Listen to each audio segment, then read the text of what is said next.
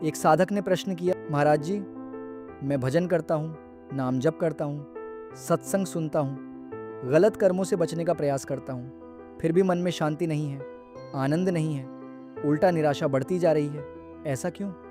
सुनिए, ये निराशा उतनी बुरी नहीं है जितनी आपको दिखाई देती है। बहुत बार साधक डर जाता है कि मेरे साथ कुछ गलत हो रहा है, लेकिन मैं आपसे कहता हूँ, हो सकता है आपके साथ कुछ गलत नहीं बल्कि बहुत अच्छा होने वाला हो। जब मनुष्य संसार में पूरी तरह उलझा रहता है, तब उसे अपनी स्थिति का पता ही नहीं चलता। लेकिन जब उसका मन भगवान की ओर बढ़ने लगता है, तब भीतर एक संघर्ष शुरू होता है। एक तरफ पुरानी आदतें उसे खींचती हैं, दूसरी तरफ आत्मा उसे ऊपर उठाना चाहती है। इसी संघर्ष में थकान आती है, इसी संघर्ष में बेचैनी आती है और कई बार इसी संघर्ष में निराशा भी आती है। लेकिन ध्यान रखना, हर निराशा हार का संकेत नहीं होती। कुछ निराशाएं मंजिल के बहुत करीब पहुंचने का संकेत भी होती है। ज़रा सोचिए, पूरी रात बीत चुकी हो, चारों ओर घना अंधकार हो और सूर्योदय होने में केवल कुछ ही क्षण बाकी हो।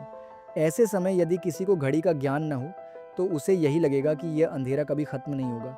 लेकिन वास्तविकता क्या है? वास्तविकता यह है कि प्रकाश बिल्कुल द्वार पर खड़ा है, बस दिखाई नहीं दे रहा।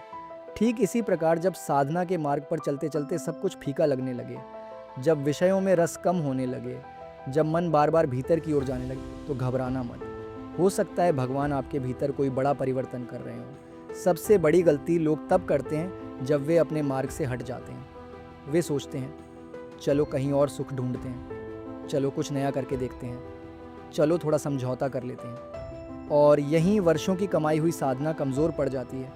इसलिए धैर्य रखिए। जो मार्ग सत्य का है उसे छोड़िए मत, जो भगवान का है उससे हटिए मत, जो अच्छा है उसे कठिन समय में भी पकड़े रखिए।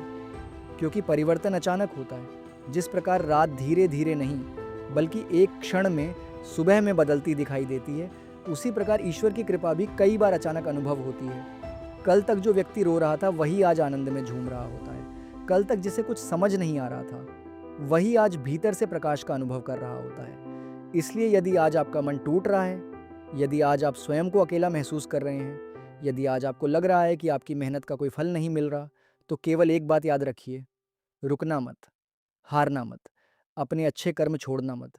क्योंकि भगवान की व्यवस्था में देर हो सकती है, लेकिन अंधेर नहीं होता।